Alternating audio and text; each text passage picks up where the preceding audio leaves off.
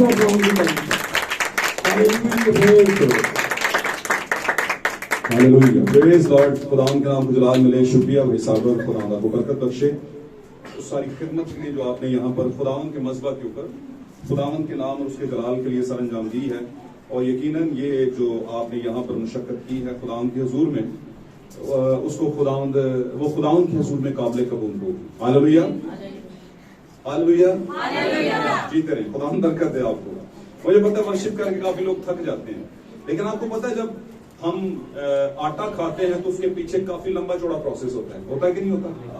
और फिर ये भी कहते हैं आटा जरा अच्छा लो है, हालांकि कॉस्टली होता है, महंगा होता है, लेकिन कहते हैं अल्लाह को ले आना है जो तो सही में अल्लाह को ले आना है ना। तो ऐसे ही वो तवे के ऊपर रोटी आ गई और फिर आपकी उसमें आ गए खाने की टेबल पे नहीं आ गई, उसके पीछे लंबा चौड़ा प्रोसेस है। सबसे पहला प्रोसेस क्या है कि आपने जमीन, आपके लिए जमीन होनी चाहिए, कोई खेत होना चाहिए, फिर खेत का बनाना कितनी मुशक्कत का काम है कि नहीं? तो आपको पता है जो गांव में आपके अजीज करते होंगे काफी टाइम लग जाता होगा। फिर कटाई के दिन ऐसे होते हैं गर्मी के टफ। तो बहनों भाइयों, मैं आपको बताने की बेटों और बेटियों कोशिश ये कर रहा था कि ये जो आपने वर्शिप का सेशन गुजारा, शॉर्ट टाइम लूंगा, तो ये एक खलियान की तैयारी थी, खेत की क्या थी? तैयारी थी। और उस तैयारी के अंदर काफी कुछ करना पड़ा, काफी पसीने छूटे होंगे, काफी गले बैठे होंगे, काफी कुछ लगा होगा कि हो बस यार अब बस हो गया, अब नहीं हो सकता। कुछ लोग लगा लेते हैं, फसल भी हो जाती है, काटने में प्रॉब्लम आ जाती है, कहते कटाई नहीं होती हमसे, बात समझ रहे हैं? कुछ काट लेते हैं, कहते बाकी काम हमसे नहीं होता। फिर खलियान में जाके ठप ठप ठप लगी होती है और फिर उड़ाते हैं, और फिर गंदम के दाने अलग और दूसरा अलग, है ना? और फिर चलते चलते चलते चक्की तक, चक्की से आपके घर तक, और आपके घर से तवे तक, तवे के बाद आपकी टेबल तक, बात समझ रहे हैं? लेकिन फिर भी हजार तरह के नखरे होते हैं। रोटी पतली है, मोटी है, छोटी है ना? नमक नहीं है, नमक है, ये तो अजीब तरह से आपने बना दी है ना। तो काफी चीजें हैं, लेकिन एनी हाउ बताने का मकसद ये है कि मेरे अजीजों, आपका टेबल ऐसे ही नहीं सजता, सजने के लिए पीछे बहुत लंबा चौड़ा प्रोसेस होता है। हालेलुया, बात समझ आए तो बोलो आमीन। गॉड ब्लेस यू, खुदा आपके साथ हो। मेरे दिल में बात थी, मैंने कर दी। ये फाउंडेशन की बात थी, बुनियाद की बात थी। आमीन, आमीन, God bless you.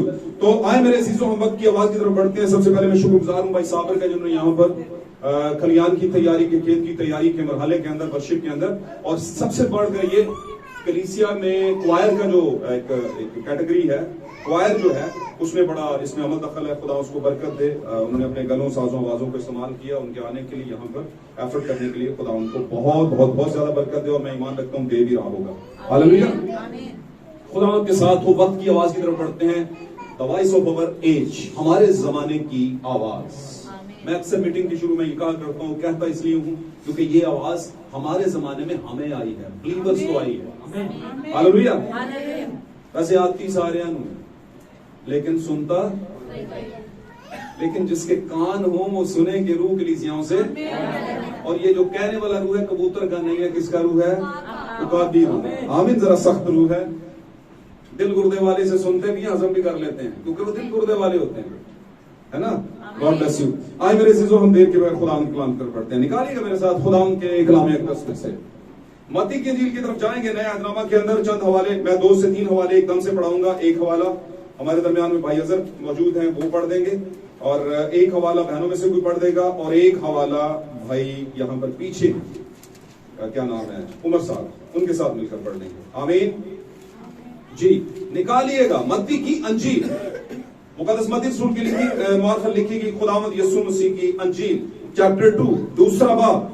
Hallelujah, hallelujah, साइशो, बल्कि तीसरा बाब, सॉरी माजरत के साथ, तीसरा बाब,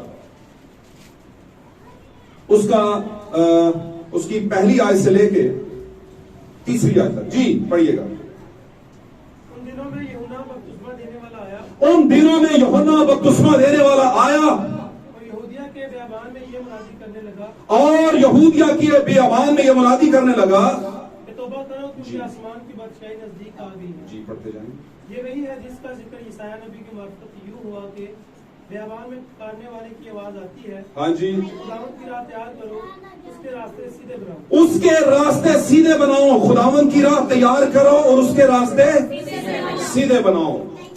जी तीसरी बात पूरी होगी। God bless you. खुदा साथ हो। मत्ती ही की अंजील, मुकद्दस मत्ती रसूल की मार्फत लिखी गई अंजील, चैप्टर 11वां बाब, और अगर हम इसको और इजी कर लें तो 12वां बाब, एक्सक्यूज मी, हाँ जी 12वां बाब निकाल लें, चैप्टर 12 12वां बाब, और आयत हम पढ़ेंगे 30वीं से लेके 30वीं आयत से लेके 32वीं आयत तक। जी पढ़िएगा, गौर से सुनिए इसे, नहीं है, फिर पढ़िए। जो मेरे साथ नहीं वो मेरे खिलाफ है। सब बोले, जो मेरे साथ नहीं वो मेरे खिलाफ है। जो मेरे साथ नहीं वो मेरे खिलाफ है। ये पता है किसने कहा था? मेरे और आपके खुदावंद ने कहा। नहीं, अब बात में कुछ शक रह नहीं जाता है ना। ओ गवाही ले, ओ गवाही ले, ये यीशु ने कहा जो मेरे साथ नहीं वो मेरे। तो ऐसा नहीं है कि आप कहें हम ना हैं, हमने ना कोई इन्वेस्ट किया ना कुछ प्रॉफिट हासिल हुआ, हमने इन्वेस्ट ही नहीं किया तो प्रॉफिट नहीं हुआ, तो हम अपने घर वो अपने घर, ऐसे नहीं, ऐसे तो जो मेरे साथ नहीं दूसरा काम अपने आप हो जाएगा। वो क्या हो जाएगा? आगे पढ़िएगा, जो मेरे साथ नहीं मेरे खिलाफ है, और जो मेरे साथ जमा नहीं करता वो बिखेरता है। आप जमा ना करें, बोले हमने तो जमा ही नहीं किया, बखेरने की तो बात ही नहीं। भाई आप किधर बखेर रहे हैं? बखेरने वाले दूसरे हैं, जमा उनमें से आपने करना था, उसको उन्होंने बखेर दिया, इसलिए करने वाले वो ना हुआ बल्कि आप हुए। आमीन। बात समझ रहे हैं कि नहीं समझ रहे? आमीन। जी आगे चलिए। आप जमा नहीं कर रहे उसके साथ तो फिर समझ ले बखेर रहे हैं। आगे चलिए, यानी खलार रहे हो तुम। ये बखेरना बीज बोने वाला बखेरना नहीं है, ये जाया करने वाला बखेरना है। जी आगे चलिए। इसलिए मैं तुमसे कहता हूँ कि आदमियों का हर गुनाह और कुफर तो माफ किया जाएगा, जी मगर जो कुफर रूह के हक में हो वो माफ न किया जाएगा। हाँ जी, रूह केड़े के हक में? सबसे पहले रूह आया था कबूतर की हालत में, उसके हक में। उसके बाद आया कब? 120 की जमात पर, उसके हक में। और ऐसा आया है कि अभी तक गया नहीं है, लेकर जाएगा किसी को, है ना। फिर चलते चलते उसने बताया कि मैं आया तो हूं, लेकिन आगाज में मेरी तालीम कबूतर वाली थी, नर्म सॉफ्ट। इसने बताया यीशु मसीह ने दूसरी आमद में रूह कुदस की हजूरी में। लेकिन जब आखिरी जमाना उठाए जाने के करीब होगा तो फिर उकाबी रूह आएगी। तो हमारे जमाने का रूह कौन सा है? दुनिया तो नहीं मानती इसे। दुनिया तो कहती है ये एक जानदार है, बस दैट्स इट। मानता कौन है फिर? जो उसके खिलाफ नहीं है, जो जमा करता है उसके साथ। हालेलुया। बात समझ आई? God bless you. बस इसको जी पढ़ते जाए। सॉरी मैं रोक रहा हूँ आपको बीच में। जी, जो कोई अपने आदम के खिलाफ कोई बात कहेगा तो उसे माफ की जाएगी, मगर जो कोई रूह कुदस के खिलाफ कोई बात कहेगा वो उसे माफ ना की जाएगी। नबी के खिलाफ कुछ कह लोगे तो नो प्रॉब्लम। इब्ने आदम का मतलब है नबी, इब्ने आदम का मतलब है आदमजाद। आदमजाद का जो बनता है, उसका जो इसको डाला गया है जिस खास उसमें सीगे में, उसका मतलब है नबियों को कहा गया है इब्ने आदम, आदमजाद। ठीक है, तो ये सुन इब्ने आदम का कहता है मेरे खिलाफ कह लो। क्या था ना, बड़ा लोगों ने कुछ कहा था। जी आगे चलिए। ना इस आलम में ना आने वाले ना आने वाले आलम में। खुदावन बरकत दे आपको। एक तीसरा हवाला पढ़िएगा, निकालिए मेरे साथ खुदावन के कलाम अक़दस में से मीका नबी की मार्फत लिखा गया सहीफा मीका नबी, पुराना अहदनामा। जी निकाल लिया। चैप्टर 6 निकालेंगे हम, मीका नबी चैप्टर 6।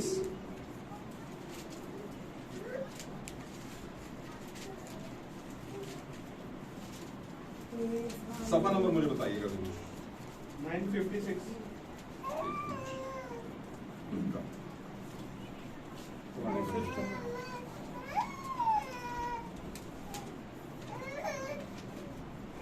सिर्फ एक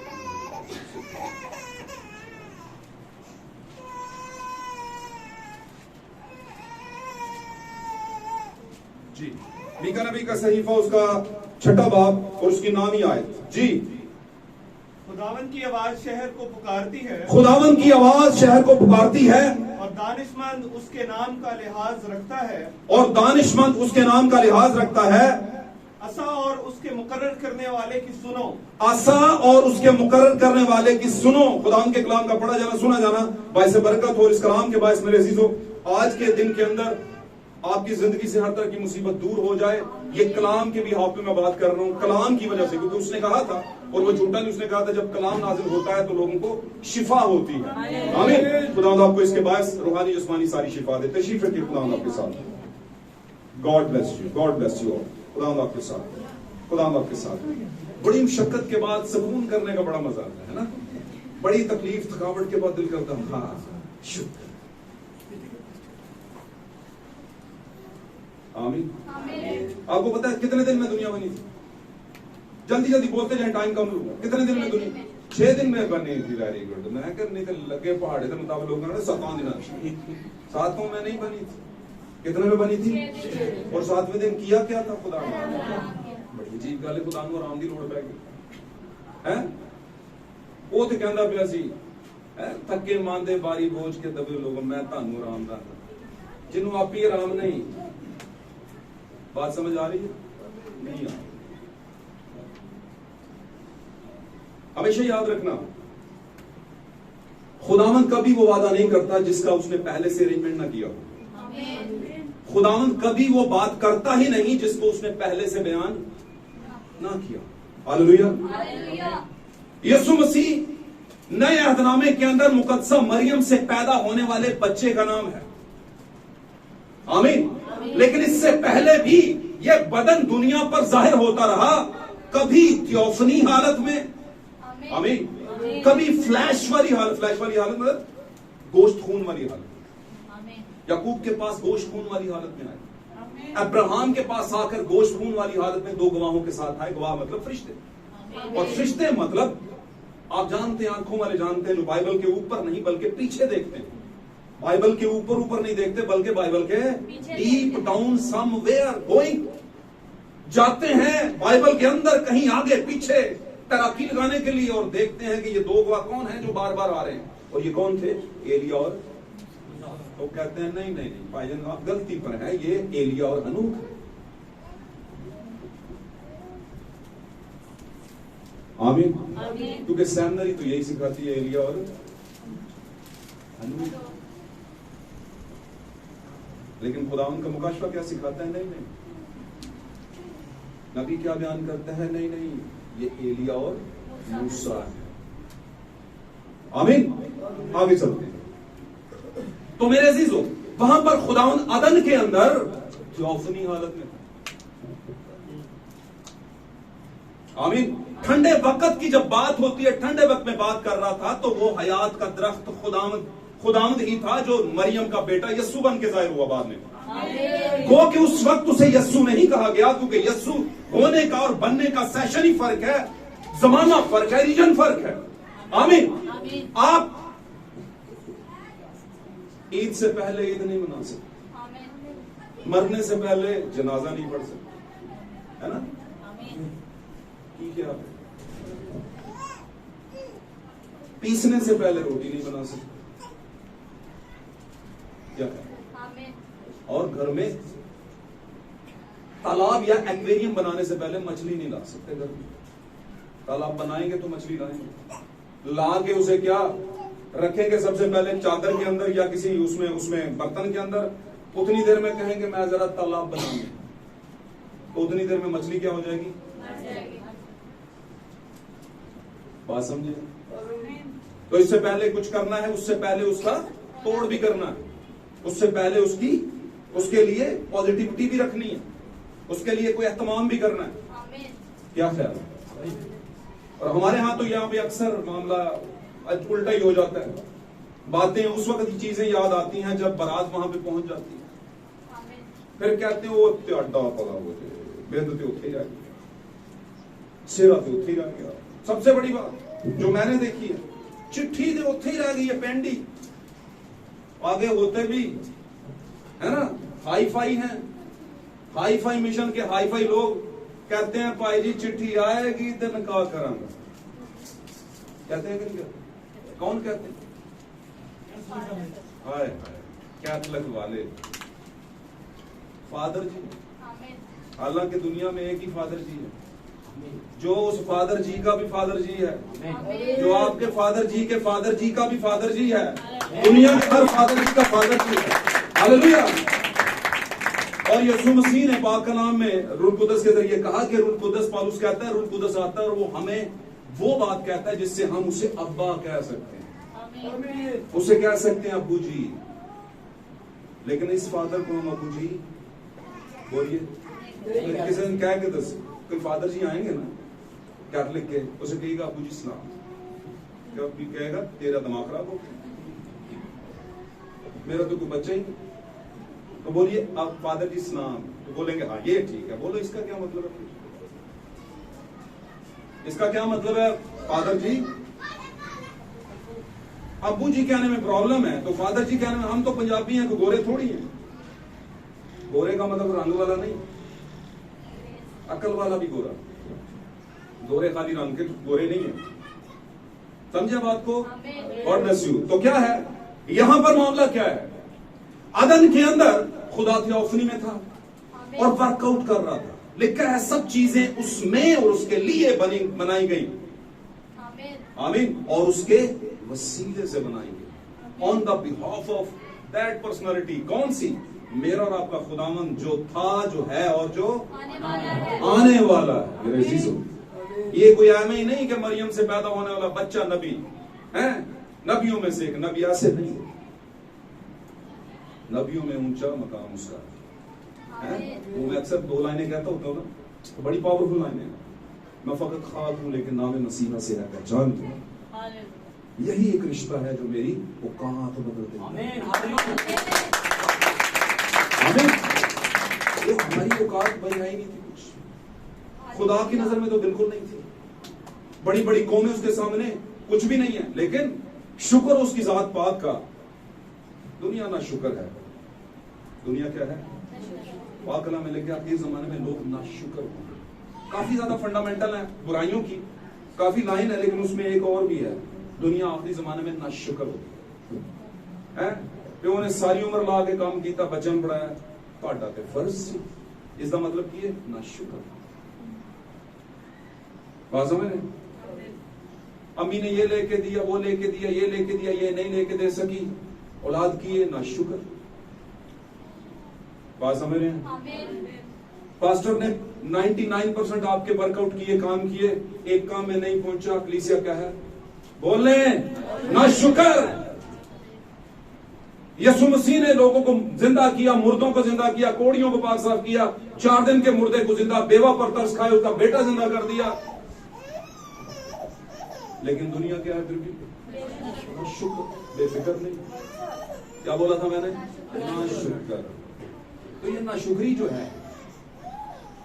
बड़ी खतरनाक चीज है। सब कुछ यहीं से शुरू होता है।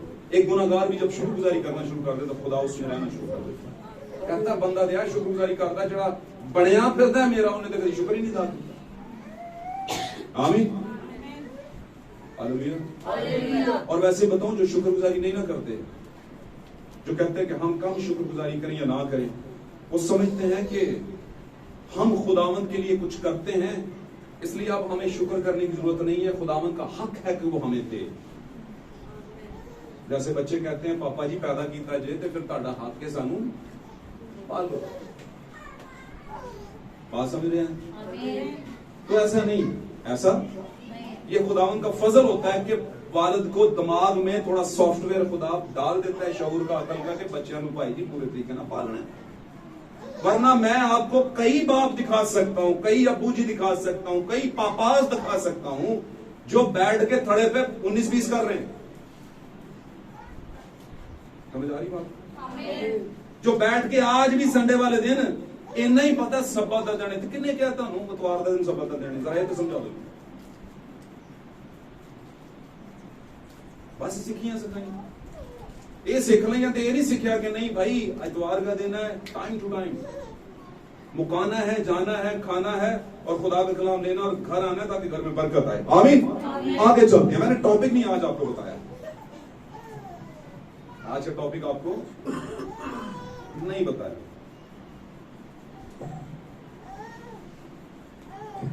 द स्पिरिट ऑफ करेक्शन, तरबियत की रूह, अंग्रेजी में इसको कहते हैं द स्पिरिट ऑफ करेक्शन। अब करेक्शन में जब बात करेक्शन की आ जाए तो सिरे की बात आ जाती है। कहते हैं बंदा करेक्ट है, कहते हैं कि नहीं कहते? ये बात करेक्ट है। करेक्ट का मतलब क्या है? सही, तरबियत याफ्ता। आमीन। इस्लाह करने वाला। वो कि इस्लाह के लिए इस्लाह भी सही लफ्ज है, इस्लाह को आप इसमें डाल सकते हैं, लेकिन इस्लाह अपना एक वजन रखता है लफ्ज, और तरबियत एक अपना लफ्ज वजन रखता है। निकालिए मेरे साथ, मैं देख लेता हूं, बता देता हूं आपको। निकालिएगा तीमुथियुस का खत निकालेंगे, चैप्टर 3 मुकद्दस पौलुस रसूल का तीमुथियुस के नाम लिखा गया खत, चैप्टर 3 निकालेंगे हम जल्दी से।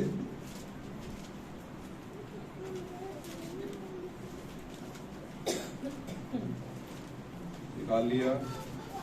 दूसरा दूसरा तीमुथियुस जी, तीसरा बाब 16वीं और 17वीं आयत, जल्दी से पढ़िएगा, बुलंद आवाज में, कोई भी भाई पढ़ दे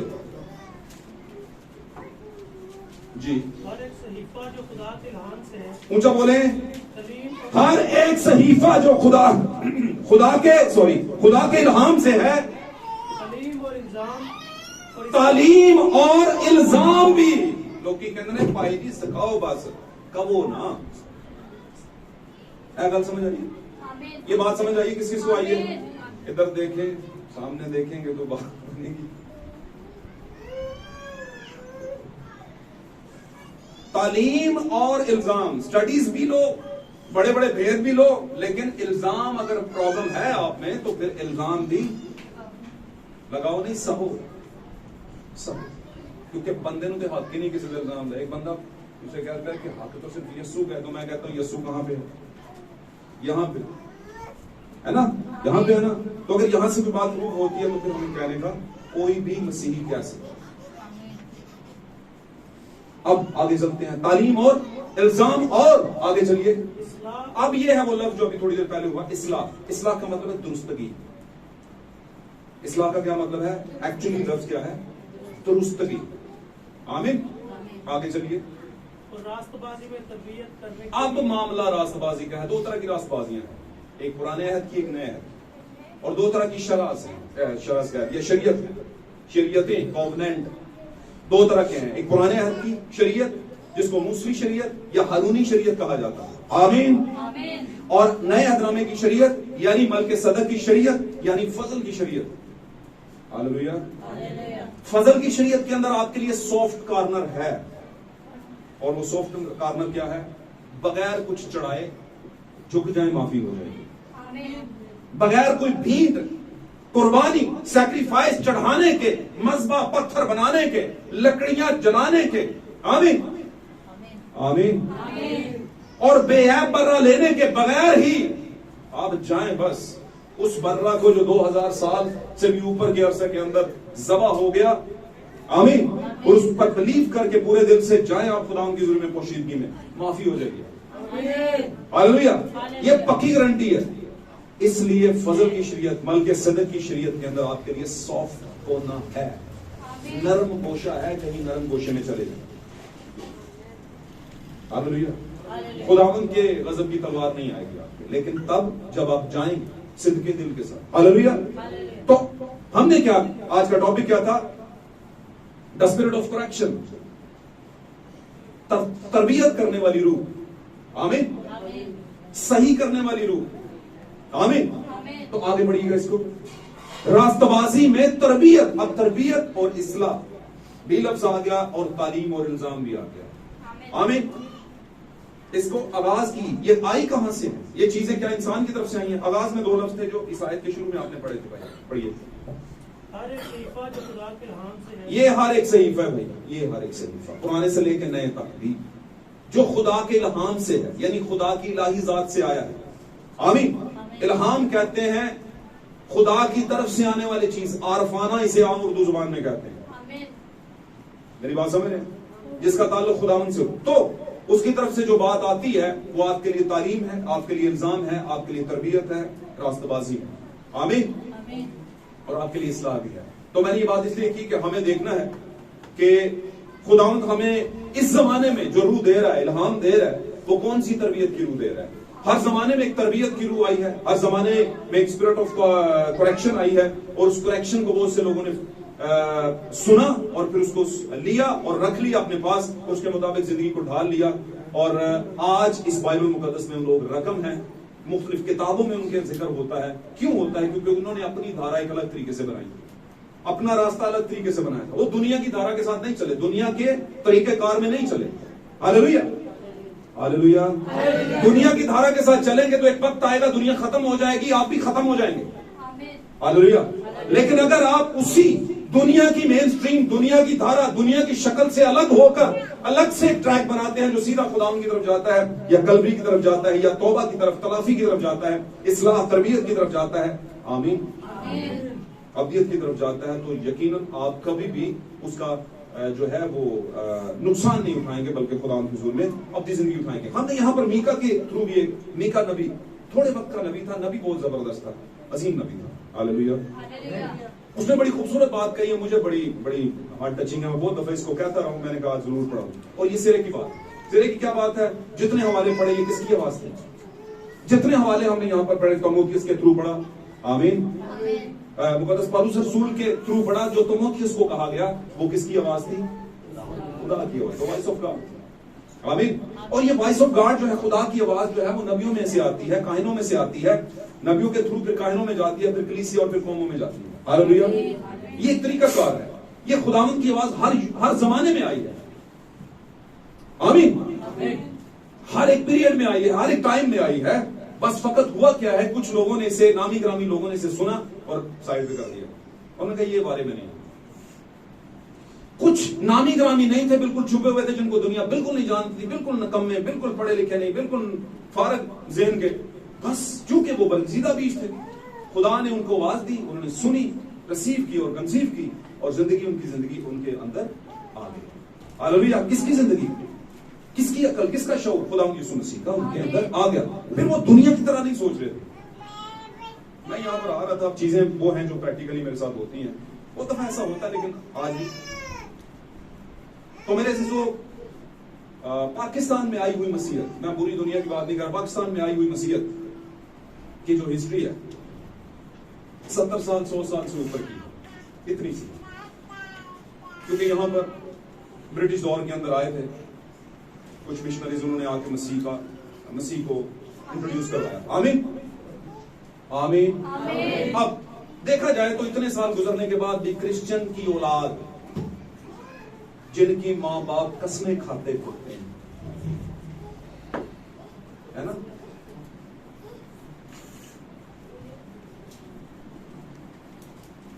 अभी जाके देख लेना आप, वो चौकों में बैठे हैं और कोई पादरी आएगा फैमिली के साथ, हंसना शुरू हो जाएंगे।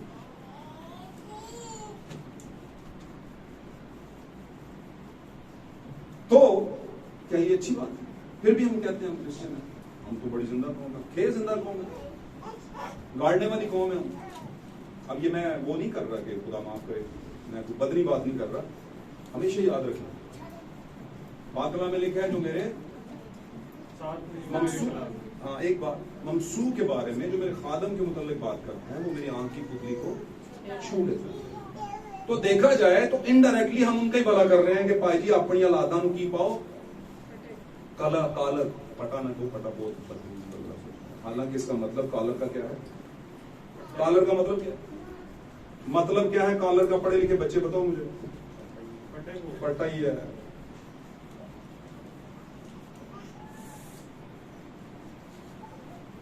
आप भी गए ना चर्च? उनकी नौजवान बाहर बैठे हैं, कुछ घरों में बैठे हैं, कुछ एलईडीज के सामने बैठे हैं, और ये पहली बार नहीं, बहुत दफा हुआ। एक दफा मैं इधर से आया, आगे कांग्रेगेशन लगा हुआ था। कांग्रेगेशन क्या इवेंट था, जैसे कोई दिन था, कोई ईस्टर था शायद या क्रिसमस था, तो दिन को हमारा जब हमारी दिन को बात होती है तो सुबह से एक बात शुरू होती है, रास्ते में वो रास्ता बंद तकरीबन होता है, तो लोग बैठे होते हैं, जाते भी लोगों को प्रॉब्लम होता है आते में। तो आगे टेंट लगा हुआ था, तो मैंने बाइक खड़ा किया, तो 8-10 लड़के खड़े थे, लोगों के बाइकों पे बैठे, तो उनमें थे, नाम नहीं लेना, मैं नाम लूंगा तो फिर वेद खुल जाएगा, है ना। उसने तो कह दिया था कि मैं तौबा कर लूंगी, पर इन्होंने तौबा नहीं करनी। कहा था ना उसने, वेद खुल जाएगा।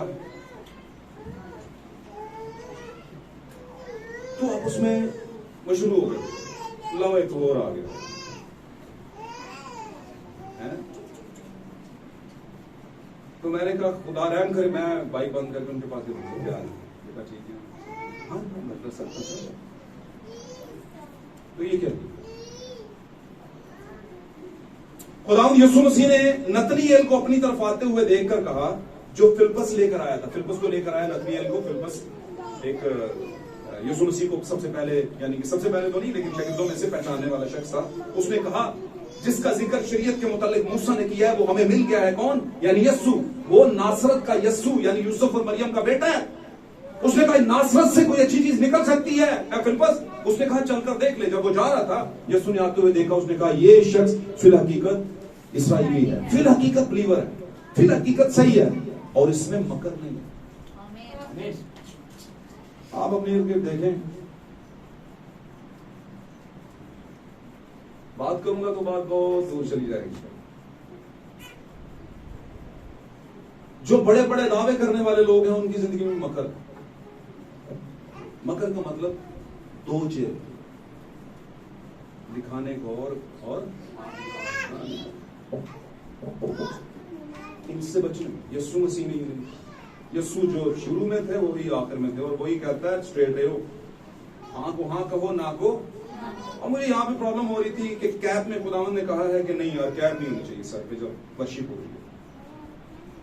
अब मैंने कहा कैसे कहूँ, मैंने इशारतन शुक्रिया उस भाई का, उसने मान ली मेरी बात। खुदावंद से बरकत है। नहीं बड़े ताकतवर बच्चे 5 साल तो ऐसी बात नहीं है कि वो नहीं, लेकिन देखें ये बहुत बड़ी कुर्बानी है देखा जाए तो। मतलब हम खुदावंद की बात को ऊपर ले आए और अपनी जो ख्वाहिशें उनको पीछे ले जाओ। तो मैं कह रहा था कि ये हाल है मसीहत का। आज हम कहते हैं मसीही हैं, उड़ेंगे भी, गीतों में भी, है ना, और फिर फखर से बाहर जब जाते हैं, लोगों के दफ्तरों में काम करते हैं, उनको भी कहते हैं नहीं हम मसीही हैं। आता जाता कुछ भी नहीं, ईमान भी कुछ नहीं, लेकिन हम ही बस मसीही हैं। तो इससे थोड़ी बचाए जाएंगे, नहीं बचाए जाएंगे। तो द स्पिरिट ऑफ करेक्शन जो है उसको जब हम अपनी जिंदगी में आने देते हैं, लेते हैं, और इल्जाम जो स्पिरिट ऑफ करेक्शन यानी कि वो दुरुस्तगी करने वाला, वो इस्लाह करने वाला जो रूह होता है, जो हमारे जमाने में आ चुका है नबी के जरिया से, और आप जानते हैं वो नबी कौन है। 1906 के अंदर वो नबी इस दुनिया में आ चुका। आमीन आमीन।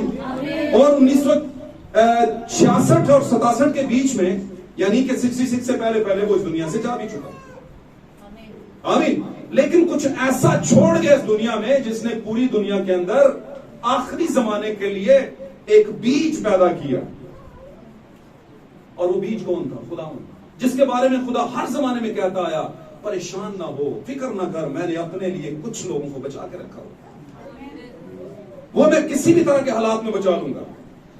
आमीन।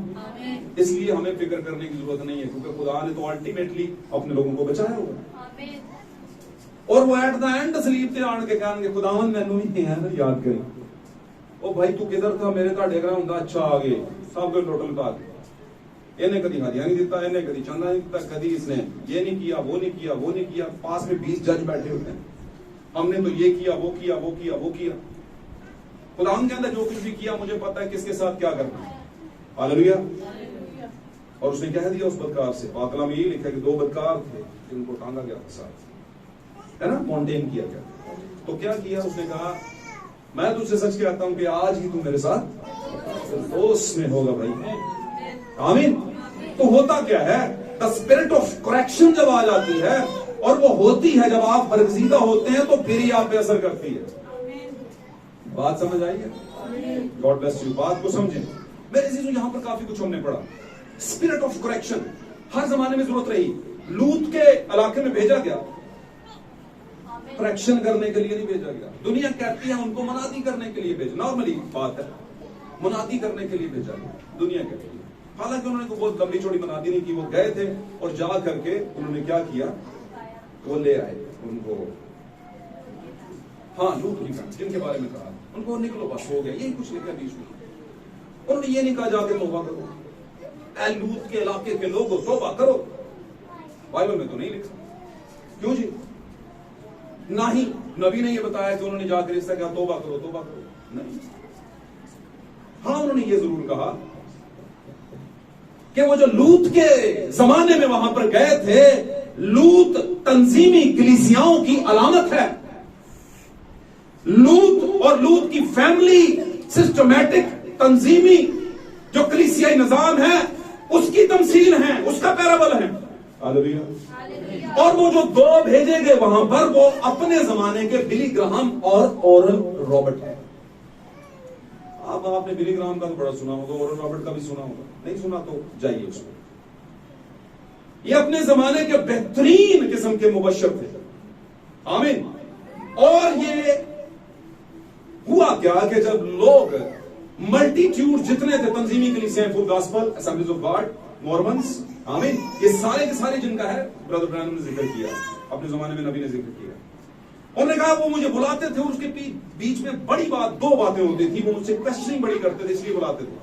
और उससे भी बढ़कर ये कि चूंकि मैं जहां पर प्रेयर्स करता था तो मेरी बुनियादी खिदमत में हीलिंग थी, शिफा थी, है ना। तो वो जब देखते थे तो कहते थे हमारी कलीसियाओं में भी ये ब्रदर जी आए, भाई ब्रैनम आए और वहां पर क्या करें, दुआ करें ताकि हमारी कलीसिया में हीलिंग आए, शिफा आए, आमीन। ये दो बातें थी। हीलिंग को ले लेते थे पर तालीम को ये आप पढ़े उनके मैसेजेस, पर पढ़ेगा कौन, जरूरत क्या है, बड़े पादरी के तंक लगे।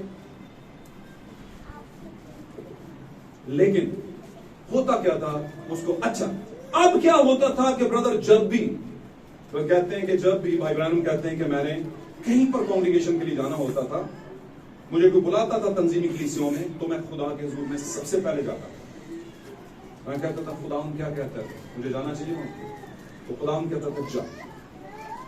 लेकिन जहां पर मुझे खुदावंद कहता था नहीं जाना, आमीन, तो फिर किसी का कितना खर्चा हुआ है मैं नहीं चाहता। ये बातें जब ओरल रॉबर्ट और बिली ग्राहम के और दीगर और भी जितनी भी मिशंस थी वहां पर, आमीन, साथ रहेंगे तो स्टोरी की समझ आएगी, वाकया, आमीन। उन्होंने जब देखा कि ये क्या है यार, हमने इतना खर्चा कर दिया और ये कह रहा नहीं आना, ये किस तरह की बातें कर रहा है। और ये वो स्पेस था जिसको चेज किया बिली ग्राहम ने और ओरल रॉबर्ट। उन्होंने कहा भाई यो नहीं आंदा तो हम है ना, हम, आपको पता है भाई ओरल रॉबर्ट की और भाई बिली ग्राहम की भाई ब्रैनम ने बड़ी तारीफ की और बड़ी खासुल खास इन दो बंदों की तारीफ की।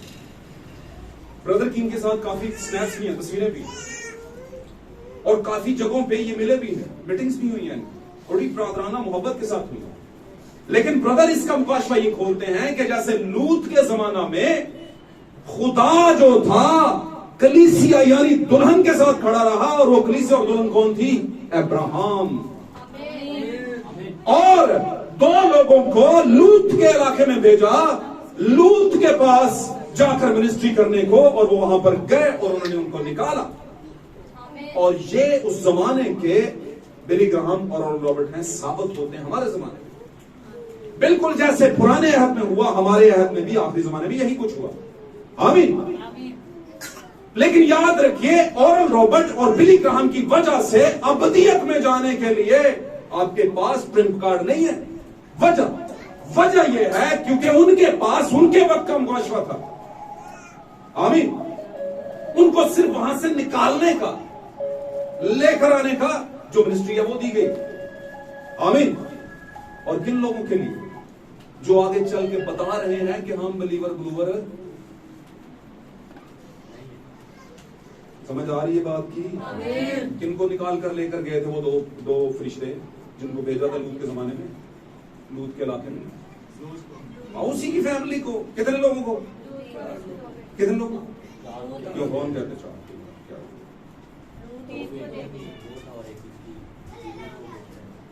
चार ही थे, गुड, चार ही थे, सही कह रहे हैं। ओके, तो क्या हुआ, एक पीछे देखने वाली बीवी थी, दो बेटियां आगे जाके उन्होंने मामलात खराब कर लिए, और वो भी लगा ऐसा ही कि वो भी तोड़ जाने वाली नहीं, बल्कि उनसे जो नस्ल पैदा हुई हमेशा खुदा के खिलाफ रही, मोआबी लोग और अमूनी लोग, आमीन, आमीन।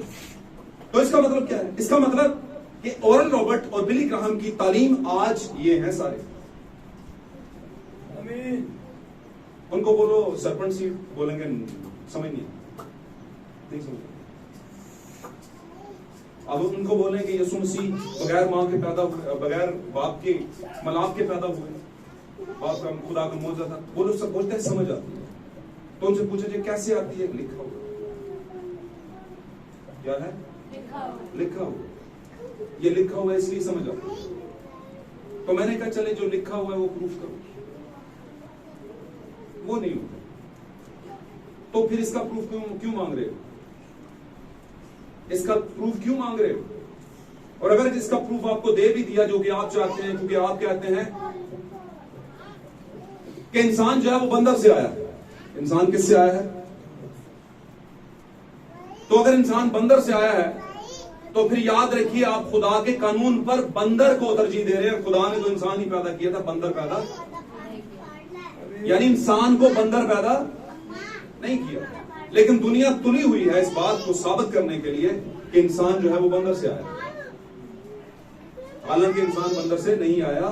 बंदर को या बंदर नुमा एक ऐसी चीज थी जिसको इंसान नुमा बनाया गया, जिसका फायदा उठाया सांप ने और उसने अबलीस ने। आमीन।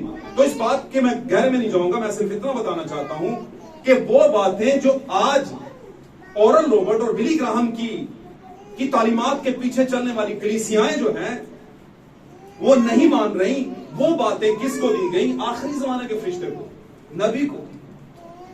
आमीन। और ये बातें नबी के जरिए से नबी के जरिए से आई किसके पास? दुल्हन के पास, अब्राहम और सारा के पास। आमीन। क्यों? क्योंकि खुदा अब्राहम और सारा के पास ठहरा रहा, वो कभी लूत के पास गया ही नहीं। खुदा लूत के पास कभी गया हो बाइबल में तो मुझे बता देना। खुदा ने 2 लोगों को भेज दिया। क्यों भेजा? ताकि मैं बेइल्जाम ठहरूं। पाक कलाम में लिखा है खुदा पर इल्जाम नहीं है, खुदा अपने आप को बेइल्जाम रखता है। आमीन। यहां चलते चलते खुदा ना खास तो गिर जाएगा, उसकी जान निकल जाएगी, तो कोई ये कहेगा गिर के क्या हो गया? और खड़े खड़े को गिर जाएगा तो कहेगा हाय चंगाई सी, खुदा के डाबे दर्द है, जगह वाले बंदे को माश कर।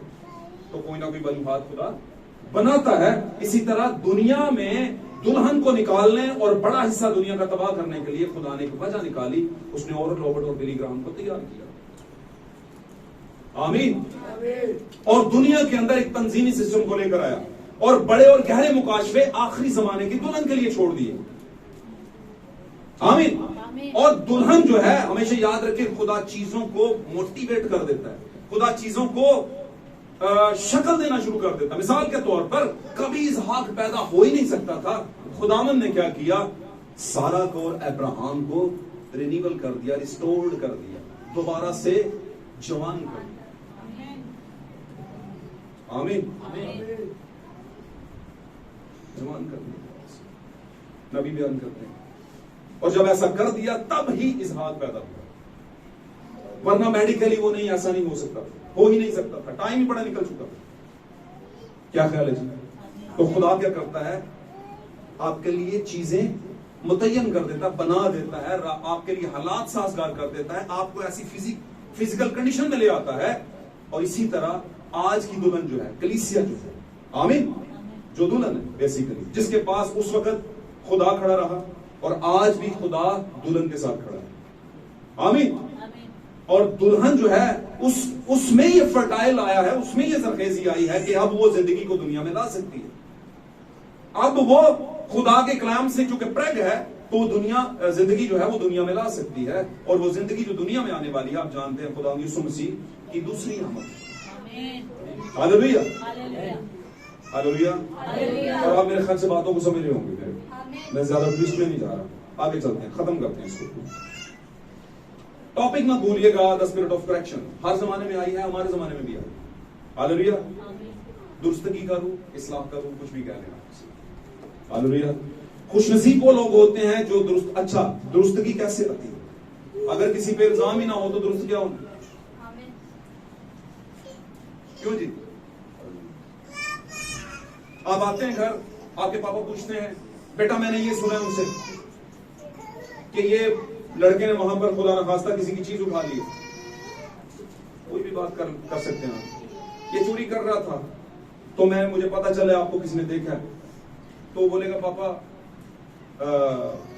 नहीं मैंने नहीं की। तो बोलेगा यार 4-5 लोग गवाही दे रहे हैं बीच में, कह रहे हैं कि हमने देखा है। तो बाद में वो मानेगा कि हाँ जी मैंने ये काम कर लिया है, मुझे माफी दी जाए। तो एक बंदा जो दुरुस्त होता है उसके अंदर ही गलती आती है, और जब गलती आए तो उस इल्जाम को कबूल करें और उसके बाद फिर ठीक भी होना शुरू हो गई, माफी मांगे। बात समझ आई है ये वाली? ये बात समझ आई है? तो क्या है, खुदावन क्या चाहता है? खुदावन तभी करके इल्जाम लगाकर आपको बताना चाहता है कि इस बुराई को अपनी जिंदगी से अलग करें, फिर ही आप जो है वो सही हो सकते हैं, दुरुस्त हो सकते हैं, इस्लाह में आ सकते हैं। आमीन। और बगैर धुले हुए, बगैर पाक हुए आप खुदा को पसंद नहीं आ सकते। आप ये भी कहें कि मैं गुनाहों के साथ भी रहूं, खुदा को भी पसंद हूं, तो आ नहीं सकता। आमीन। एक बात। दूसरी बात, खास बात, आज बहुत जगहों पे ईद पेंतीकोस्त मनाई जा रही है शायद। क्यों जी? क्यों जी? नहीं पता? ओके।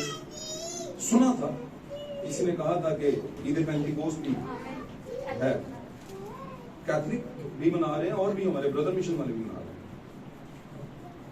सही हो गया? अच्छा, इसको हालांकि मनाने का हुक्म दिया नहीं गया, लेकिन नो प्रॉब्लम, अगर वो अकॉर्डिंग टू बाइबल इसको लेकर कुछ करते हैं चले, हम इस पर बात ही ज्यादा करते हैं। लेकिन मैं आपको एक बात बताऊं, क्या ईद पेंतीकोस्त की इबादत उसकी याद में रखने से, और उसी आयत को मैं पढ़ सकता था, उस आयत को मेरे जहन में आई थी वो बात, लेकिन मैं बात जुबान से आपको कुछ बात बताने की कोशिश करता हूं। ये स्पिरिट 120 पर 50वें दिन जो उतरी, जिसका मतलब है 50वां यानी पेंतीकोस्त, क्यों उतरी? चलें आपसे सवाल बताइए, सारे बता, कोई भी बता, हाथ खड़ा कर सकते हैं, हाथ खड़ा करें। 120 के ऊपर जब रूह कुदस उतरा, क्यों उतरा? क्या जरूरत पड़ गई? उसके बगैर भी तो गुजारा है। एक बच्चे ने अपने बाप से पूछा, पापा जी 50,000 वाले जूते ले लो। उसने कहा, बेटा ये 500 वाले भी तो उतने ही दौड़ते हैं। उसने कहा, पापा 5 स्टार में कब खाना खिलाओगे? उसने कहा, पापा बेटा जिसके पास हराम की कमाई होती है ना, वो खिलाते हैं। सच बोल रहा था बाप। भाई अमीर होना कोई बुरी बात है? आपके पास गाड़ी है? आपके पास FX है, आपके पास मेहरान है, आपके पास आईफोन है, सॉरी यूफोन कह दिया आईफोन है। बातें थोड़ी सी मैं आपके साथ इसलिए कर देता हूं कि आप थोड़े खुश भी हो जाया करें और सीख भी जाया करें, लेकिन ये बातें फजूल नहीं है। मैं थोड़ा सा ब्लंट हूं, थोड़ा सा दो टोक बात करने वाला हूं कुछ जगहों पर। आप मुझे बुरा क्या भी लेंगे तो मुझे, मतलब मैं इसको इतना फील नहीं करूंगा, क्योंकि मैंने तो कहना भाई, ठीक है? बातें जरा ओके।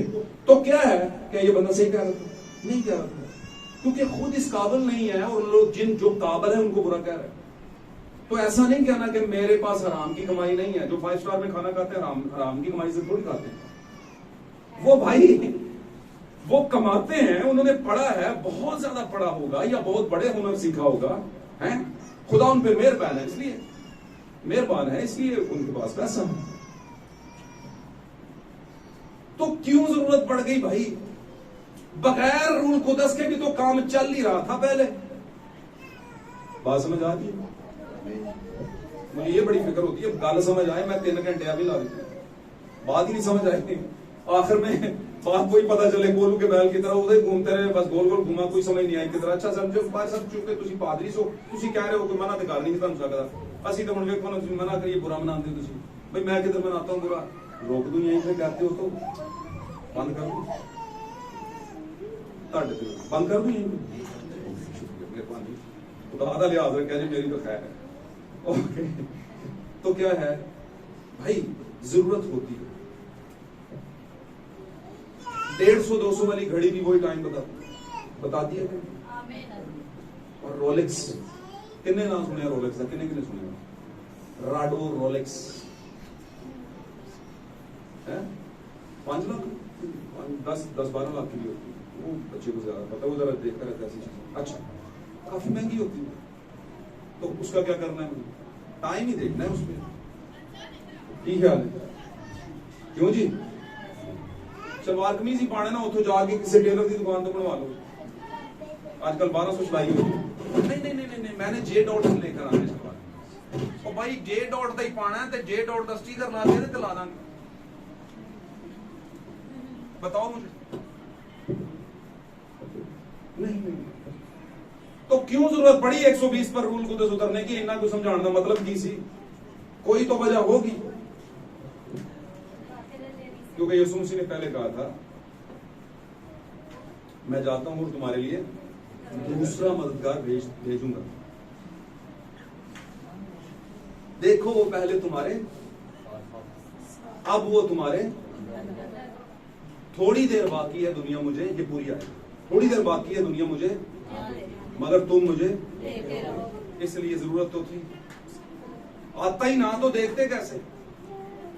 यीशु मसीह की दूसरी मिनिस्ट्री शुरू ना होती तो उनको कैसे पता चलता कि हमने आगे कहना क्या है? क्योंकि उसने तो कहा था जब तुम जाओगे तुम फिक्र ना करना, क्योंकि रूह बता देगा कि तुमने क्या कहना है।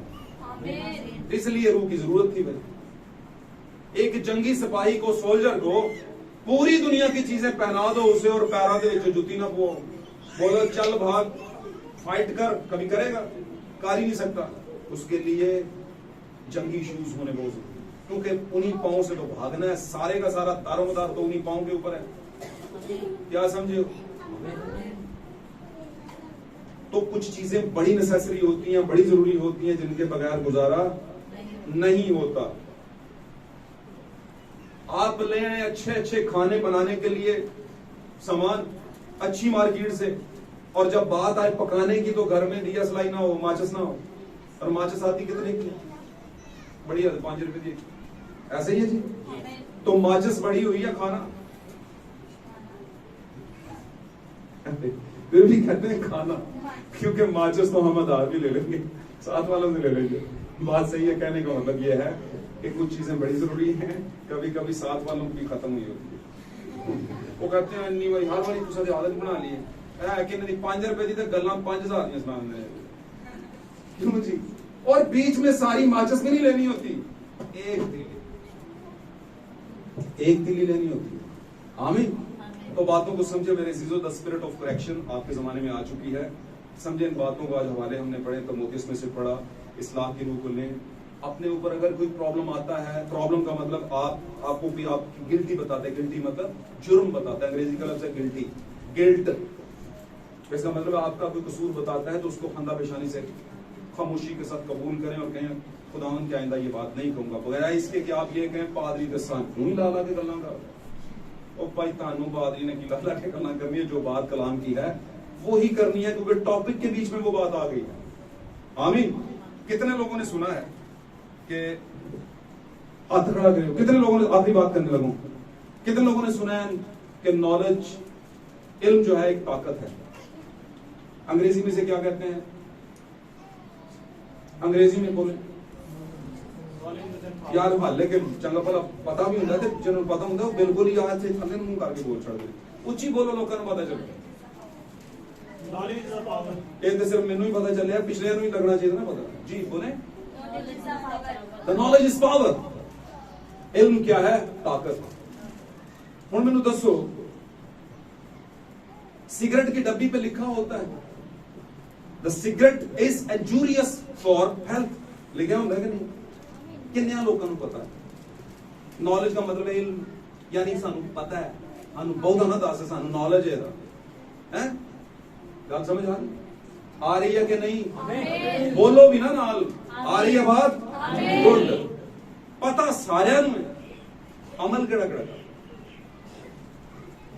मैं ये नहीं कहता आप करते हो ये काम, नहीं, आपकी बात नहीं कर रहा। जो करते हैं मैं उनकी, कोई दादा परदादा को, फुफड़ को, मामू को, चाचू को, कोई पापा को, नाना करता ही होगा, उन्हें दस दे रहो पापा जी इस पे लिखा है ये हेल्थ के लिए ठीक नहीं है, वो लगा पास हो गया। अमल कितना? तो नॉलेज इज पावर है। तो किधर चलेगी इस नॉलेज की पावर? ऊपर तो लिखा है, पता भी है, तो पावर किधर चलेगी इसकी? बताएं मुझे क्या क्या। अच्छा मुझे ये बताएं, अब बात थोड़ी सी दूसरी आ गई है, लेकिन कोई बात नहीं, दलेरी रखें। ये जो दुनिया में कुछ लोग, दुनिया में, पूरी दुनिया में लोग ड्रिंक व्रिंक करते हैं, क्या उनको नहीं पता कि ये शराब जो है ये लीवर को फूंक देती है? लीवर मतलब जिगर खत्म कर देती है। नहीं पता भाई, वो कर देती से उनका लीवर, जो जिसको जिगर लीवर जिगर को कहते हैं ना भाई, क्यों जी?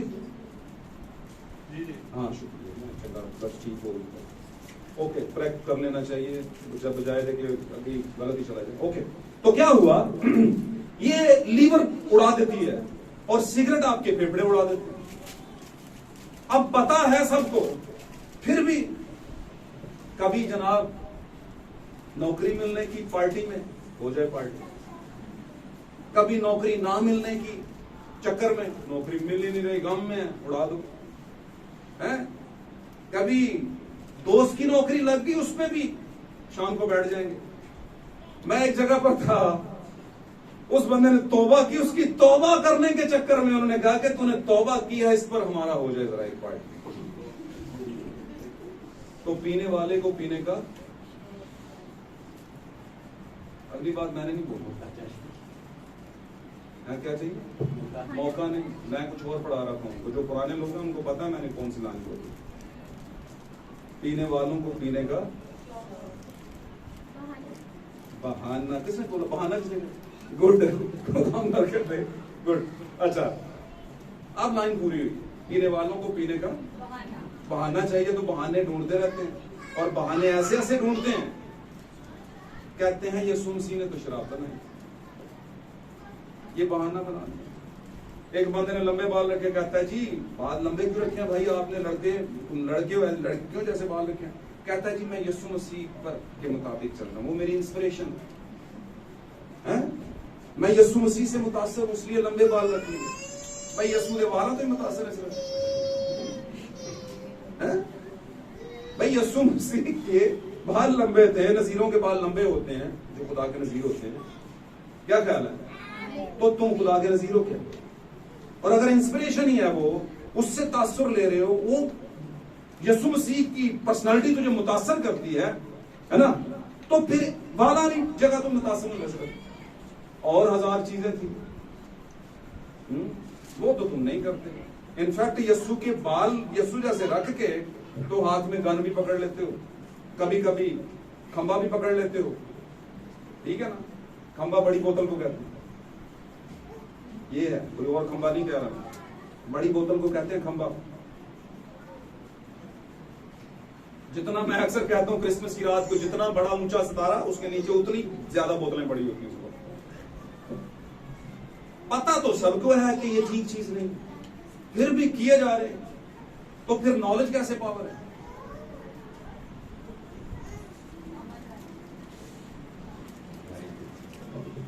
आप इसको थोड़ा सा पढ़े लिखे बच्चों के लिए जरा थोड़ा अच्छा हो जाएगा। अगर कोई कहे नॉलेज इज पावर, नहीं, execution of knowledge is power.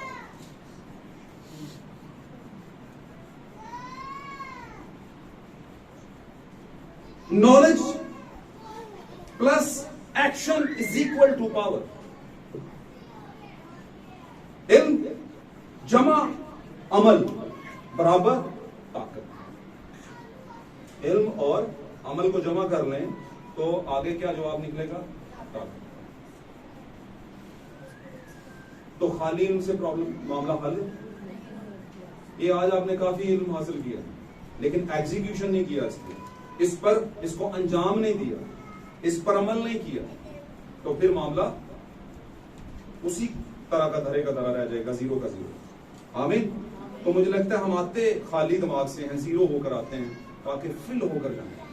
और हाथ खड़ा कर देंगे जरा मेहरबानी करके, जितने लोगों ने आज कलाम सुना उनको बरकत मिली है कि नहीं मिली, कुछ बात समझ भी आई है कि नहीं आई? God bless you, God bless you. Quran सबको बहुत बरकत दे जिन्होंने। अच्छा पता है हाथ खड़ा करने का मतलब क्या होता है? कि हाँ मैं इन बातों से मुत्तफिक, जो बातें कही गई इस मज़हब पर से वो सच्ची थी और इससे आगे कोई और सच नहीं है, यही सच है, ये है इसका मतलब। और मैं खुद भी इसका इकरार करता हूँ कि इसका कहना आपके लिए बरकत लेकर आएगा। याद रखें, अमल करना ना करना खुदा आपसे करवा देगा, लेकिन आप जब कबूल कर लेते हैं कि खुदा वाकई ये बात सही है, आमीन, तो फिर मामला क्या हो जाते हैं? सही दिशा की तरफ, सही लाइन की तरफ जाना शुरू हो जाते हैं। आखिरी लाइन पढ़ूंगा पढ़े लिखे बच्चों के लिए, मैं चाहता हूं कि आप इन बातों को ज़हन में रखें। Execution on the inspiration, execution on the inspiration bigger than innovation. इस जुमले को लिख लेना अपनी कॉपी में। एग्जीक्यूशन का मतलब है अंजाम देना। ऑन द इंस्पिरेशन, जो तासुर आप जिससे ले रहे हैं, जो आपका इंस्पिरेशन है, जिसको आप पसंद करते हैं और चाहते हैं उस तरह का बन जाए, है ना, बात समझ रहे? तो उस पर अमल करने से, उस पर एग्जीक्यूट करने से एक बड़ी चीज होती है, और वो एक चीज से बड़ी होती है। वो क्या है? इनोवेशन। इनोवेशन कहते हैं जिद्दत को। नई नई बड़ी बड़ी चीजें जो आती हैं, उनसे भी बड़ा क्या है? जब आप एक छोटी चीज जो आपको पसंद है उस पर अमल करते हैं, तो वो उस बड़ी इजाद से ज्यादा बड़ी होती है जो दुनिया में हो रही है। बात समझ रहे हैं? बात समझ रहे हैं? God bless you. तो इन बातों को ज़हन में रखें। Execution on the inspiration bigger than innovation. सही हो गया? खुदा को बरकत दे। आप अमल करेंगे तो आपकी चीजें पावर में आएंगी, ताकत में आएंगी, आप सही होंगे, आप खुदाउन को काबिल कबूल होंगे। और आज की पेंटिकोस की याद में अगर कोई मना रहा है, तो मैं ये कहने वाला था कि रूह कुदस की जरूरत क्यों पड़ी? क्योंकि रूह कुदस के बगैर गुजारा नहीं था। और गुजारा क्यों नहीं था? क्योंकि कुछ चीजें ऐसी थी जो डीमोरलाइज हो चुकी थी, जो एक मोडेस्टी लेवल था, होता है एक बंदे का इखलाकी लेवल है, उससे गिर चुकी थी। आमीन। और सबसे बढ़कर वो तालीमें थी जिसकी वजह से लोगों को समझ नहीं आ रही थी, और आज भी बहुत से लोगों को नहीं आ रही, इसलिए रूह को भेजा गया। मैंने बताया ताकि वो समझाए कि असल में यीशु जो कह रहा था उसका मतलब क्या है। और फिर आगे भी चल के यूहन्ना पर भी लिखा, मैं रूह में आ गया और खुदा ने मुझे ऊपर बुला लिया, और ऊपर बुला के रूह में आकर उसने आने वाले वक्तों की चीजें बताई, और जो मेरे अजीजों खुदा के फजल से नबी के जरिया से भाई ब्रैनम के जरिए से हम तक पहुंची आखिरी जमाना के अंदर। और हम इस बात के लिए खुदा का शुक्र करते हैं कि हम द स्पिरिट ऑफ करेक्शन जो हमारे जमाने में आई है उसके साथ हैं, उसके साथ खड़े हैं, और ये जरूर हमें रैप्चर की तरफ ये चीजें लेकर जाएंगी। ईमान रखता हूं कि आज का जो कलाम सुनाया गया और सुना गया वो हम सबों के लिए बरकत को लेकर आएगा। खुदा आपके साथ हो। God bless you all.